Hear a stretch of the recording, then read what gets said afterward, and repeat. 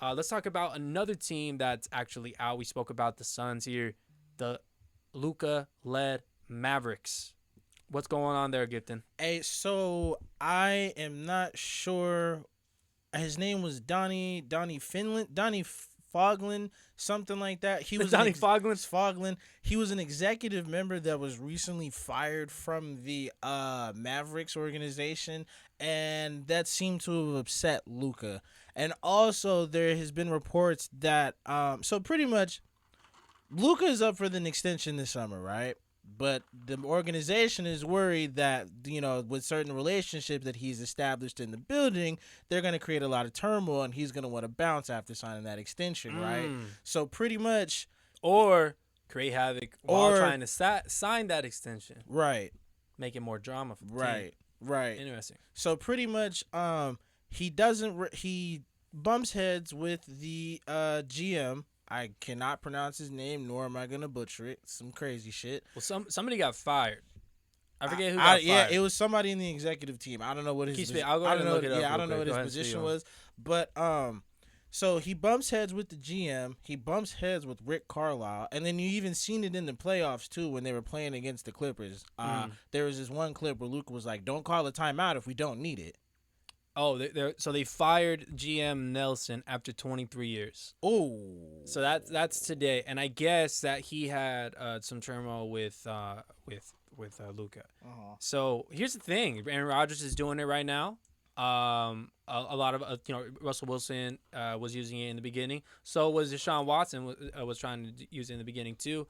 We see Anthony Davis do it as well. Everybody knows that you have a certain type of power, and whenever you have leverage, be able to use it to your biggest advantage. Yep. Luka has the ability to make some drama in that organization, and he has a lot of press on his side too. There's still this narrative coming out that Luka's been holding the ball a little bit too much, but how can you say he holds the ball that much when he's producing like that? How? It's true. Yeah. It's true. I see it. It's like the Mavericks. The Mavericks. But still what else you can do? The Mavericks, right? But the Mavericks still have not delivered like Luka an all-star, not an all-star roster, but like a get-it-done roster. Here's what he said. Stop it. Get some help. Get some help. He said that to the Mavericks organization. We get some other help.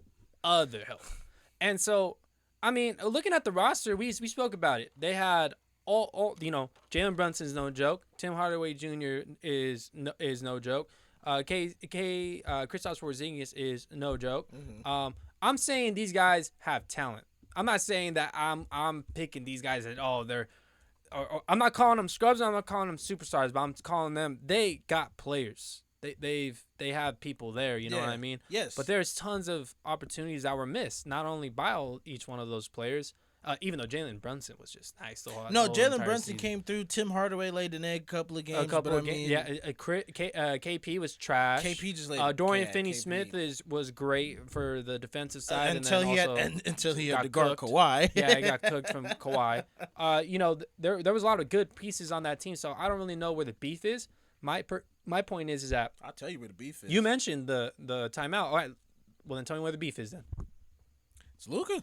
Luka's just not happy. That's what I said. Like using his leverage, so he's not happy with it. Right. But I thought you were talking about Rick Carlisle because that the timeout too. Because thing. I don't think it's just one timeout that can ruin a whole fucking relationship. but let's and tell. I think Steven Silas is a way bigger loss, and that's where because he's the dude who got their offensive pace and everything like that. He was the reason why they had such a high net rating last season. But yes or no, Rick Carlisle has to go for the last 2-3 years. So Mark Cuban says no, and he says I understand why, but Rick Carlisle got to go. Why? Look at what he's done. He still hasn't done anything since 2011.